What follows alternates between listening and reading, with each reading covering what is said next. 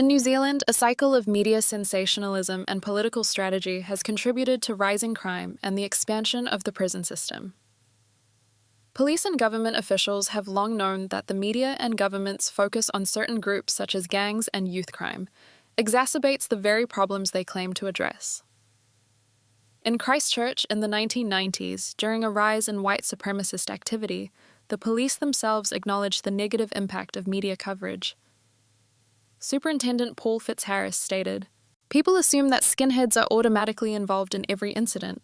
However, many of these incidents are not racist and simply involve louts with no hair. The media continue to describe them as skinheads. I wish we could avoid that, but unfortunately it's too late to prevent them being labelled as such. The problem is that other people now want that label."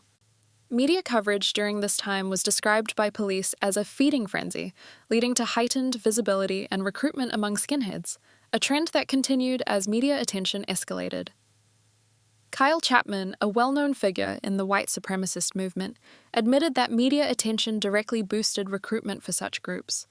The increase in violence linked to skinheads, Chapman noted, was tied directly to this media coverage, saying, "Once the media hype stopped, so did the violence."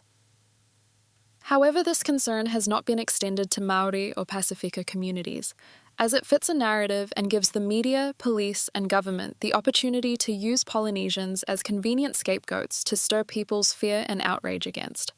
Every few years, media outlets focus on new youth crime waves, such as ram raids or gang violence, painting a narrative that sends the public into a frenzy. Politicians, well aware of the effect, often use these media frenzies to justify the expansion of police powers and the building of mega-prisons, including the expansion of Waikaria Prison. But it's not just about building prisons, it's about creating a political climate that supports this expansion. This phenomenon is also tied to a practice known as Copaganda, where police actively influence media portrayals to shape their public image. A prime example is the television show Police 10-7. According to the agreement for the show, police had the right to review and edit episodes before airing to ensure that nothing would damage their public image.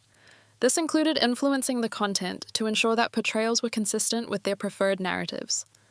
As a result, the show disproportionately highlighted the involvement of Maori and Pasifika individuals in crime, further reinforcing racial stereotypes and fueling public fear. This approach to media and policing goes back decades.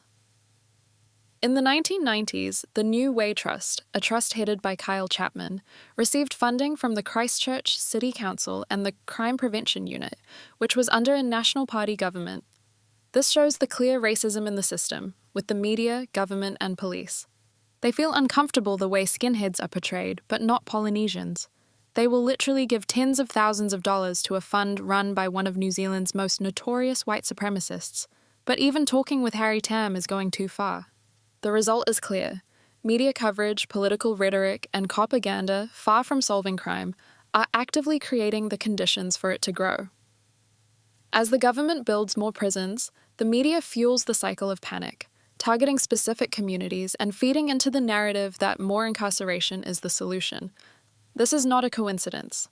It's a pattern that's been repeating for years, with devastating consequences for Maori, Pasifika, and low-income communities.